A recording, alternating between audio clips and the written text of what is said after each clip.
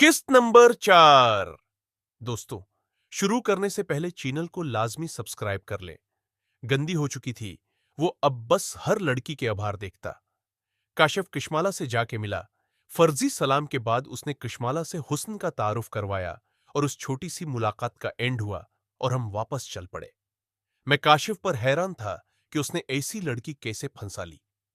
काशिफ से हुसन ने पूछा कि वो ऐसे ही मिलते हैं, तो काशिफ ने उसे बताया कि हां, वो बस कुछ ही टाइम थोड़ी बातें करते और बस क्योंकि गली में किसी से पकड़े जाने का डर भी होता है।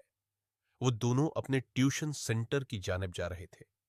चलते चलते काशिफ ने हुस्न को बताया कि वो 2 बार कशमाला को चौम भी कर चुका है और उसके साथ थोड़ा बहुत रोमांस भी कर चुका है। ये सुनकर हुसन की तो मानो आंखें बाहर निकल आई हो।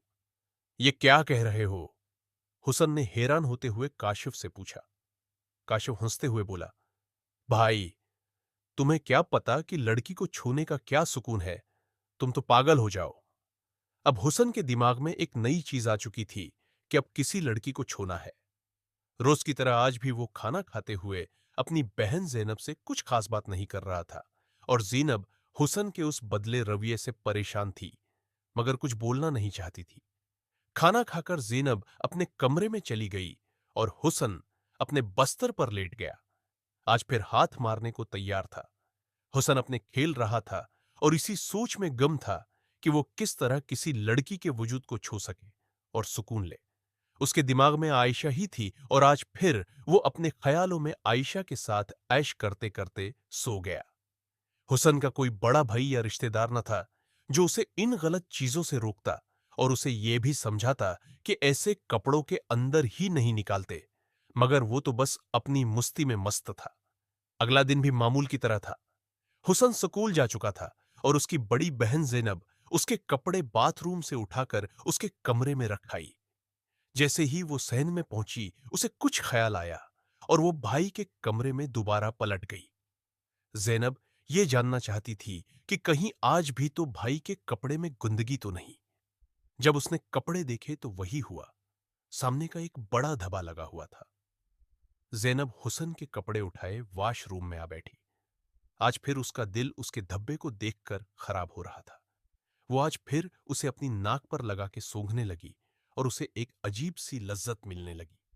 उसके दिमाग में एक अजीब किशमकिश थी कि वो ऐसा क्यों कर रही है, मगर ऐसा करने से खुद को रोक भी नहीं पा रही थी। बहुत देर उसे सूंघने के बाद अब ज़ैनब को वो अनजाने में एक हाथ, उसने हाथ वाला काम आज से 1 साल पहले तब किया था, जब रात को उसने अपने बाप को अपनी मां के साथ कार्रवाई करते देखा था। तब उसका हाथ बस्तर में ही खुद ब खुद पहुंच गया था और वो इस दिन के बाद ज़ैनब बहुत बार ऐसा कर चुकी थी, मगर ऐसा करने के लिए उसे मौके कम मिलता था, क्योंकि रात को मां के कमरे में सोने की वजह से उसे डर होता था कि बीमार मां जाग न जाए, या बाप और दिन में काम में मसरूफ होने की वजह से। मगर फिर भी कभी खारिश जब बिरदाश्त से बाहर हो जाती तो वो ऐसे ही। ज़ैनब पर अब जुनूनियत सवार होती जा रही थी और वो अपने सोचने समझने की सलाहियत खो रही थी। उसकी सोचों में हरगिज उसके भाई के लिए ऐसा वैसा कुछ न था। बस वो उसे देखकर हवास खो चुकी थी। वो रूम के फर्श पर दीवार से टेक लगाए बैठी थी। उसके मुंह पर भाई का कपड़ा था और अपने भाई की खुशबू उसे पागल कर रही थी। वो इस बात से बेखबर थी कि वो कपड़ा किसी और का नहीं, उसके सगे छोटे भाई हुस्न का है। वो सुकून की ऐसी वादियों में थी जहां से काम निकाले बना लौट पाना नामाकन था। वो लंबी लंबी सांसें ले लेकर उस खुशबू को अपने अंदर उतारती गई और साथ ही आज वो अलग ही सुकून में थी। उसकी खुशबू बहुत अच्छी लगी और आखिरकार मंजिल पहुंच गई। उसकी सांसें फूली हुई थी। वो कुछ देर ऐसे ही बैठी रही। अब वो बहुत रिलैक्स महसूस कर रही थी। जब वो होश में आई और अपने मुंह से अपने भाई का कपड़ा उठाया तो एकदम छुवक गई। ये क्या कर दिया मैंने? ये क्या हो गया? ये तो मेरे भाई हुस्न। जब उसे ये सोच आई कि वो अपने ही भाई के कपड़े को सूंघते हुए ये सब कर चुकी है, तो अब उसे शर्म और खुद पर गुस्सा आने लगा कि उससे ये क्या गलती हो गई। मगर पुछताने से गुजरा वक्त वापस नहीं आ सकता था। वो इसी सोच के साथ कपड़े धोने बैठ गई। सुकूल में काशिफ और हुस्न रोज की तरह ब्रेक में अपनी जगह पर पहुंचे, बातें करने लगते हैं। अब हुसन और काशिफ गहरे दोस्त बन चुके थे। उससे पहले वो दोनों सिर्फ एक क्लास फेलो थे और हुसन हमेशा काशिफ और उसके ग्रुप के आवारा लड़कों से दूर रहता था। मगर अब वो भी तकरीबन इन जैसा बन चुका था। हुसन और काशिफ रोज की तरह अपनी हाथ गाड़ी और लड़कियों की बातों में मशगूल थे कि काशिफ ने हुसन से पूछा कि वो हाथ लगाते हुए आयशा को कैसे सोचता है।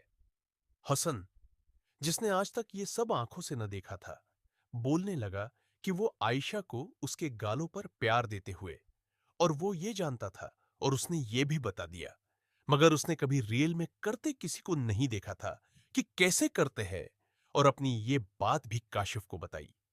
काशिफ उसकी ये बात सुनकर हंसने लगा और बोला, भाई, और भी बहुत कुछ होता है करने को। हंसते हंसते काशिफ को कुछ याद आया और वो बोला, आज तो बुध है। हुसन उसकी ये बात सुन के बोला, हाँ बुध है, तो क्या हुआ? काशिफ अचानक सोच में पड़ गया।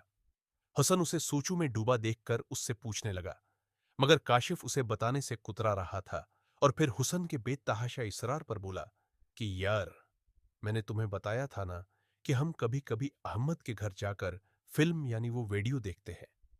आज बुध है, और अहमद ने परसों हम सब दोस्तों को बताया था कि बुध वाले दिन उसकी अम्मी और अबू किसी शादी में जा रहे हैं।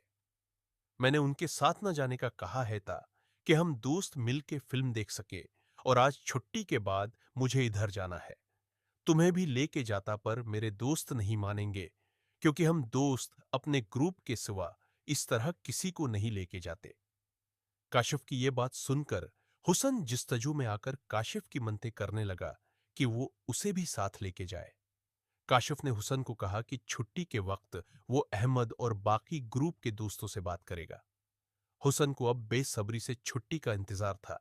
वो भी देखना चाहता था कि आखिर इस फिल्म में क्या होगा और कैसे होगा। आखिर छुट्टी का वक्त हुआ तो हुसन और काशिफ स्कूल के बाहर दूसरे दोस्तों का इंतजार करने लगे। जब सब आ गए और उन्होंने हुसन को देखा, तो एक दूसरे की तरफ सवालिया नजरों से देखने लगे। इतने में काशिफ बोला कि अहमद भाई, हुसन को भी साथ आने दो, उसने भी वो सब देखना है। अहमद, जो इन सब में से उम्र में बड़ा था, काशिफ की ये बात सुनकर हंसने लगा और बोला, हम तो तुम्हें भी साथ नहीं लेके जा रहे, तुम साथ उसको भी ले आए। काशिफ के पूछने पर कि वो उसे क्यों नहीं लेके जा रहे, अहमद ने बताया कि तुम अब उसके दोस्त हो, हमारे ग्रुप से निकल गए हो।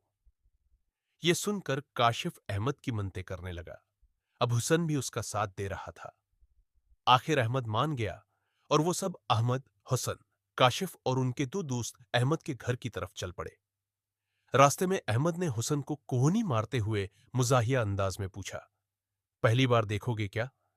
उससे पहले हुसन कोई जवाब देता, काशिफ बोला कि भाई, उसे सब पता है, बस आज पहली बार सब होता देखेगा तो उसे भी समझ आ जाएगी।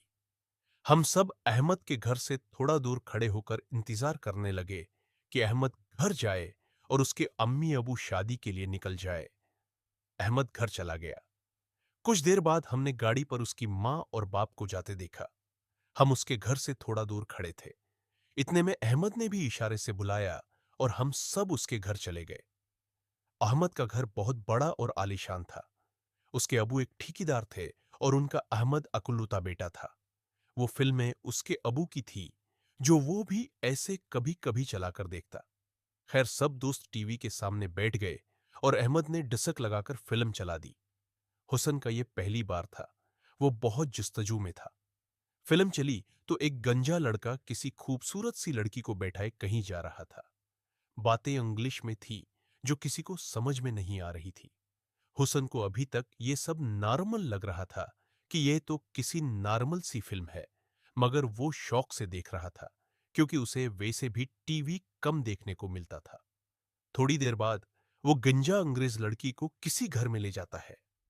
दोनों कमरे में अकेले होते हैं और है, ये देखकर हुसन की आंखें खुली की खुली रह गई। वो ये सब देखते हुए सोच रहा था कि आखिर ये गंजा कौन है जो बड़े सुकून से लड़की के साथ। अगले ही लम्हे हुसन की आंखें ऐसी फटी रही थीं जैसे अभी अंदर घुस जाएंगी। वो। दोस्तों, मजीद देखें किस्त नंबर 5 में और उसके लिए चैनल को लाजमी सब्सक्राइब कर ले और साथ बेल आइकन को भी दबा दे।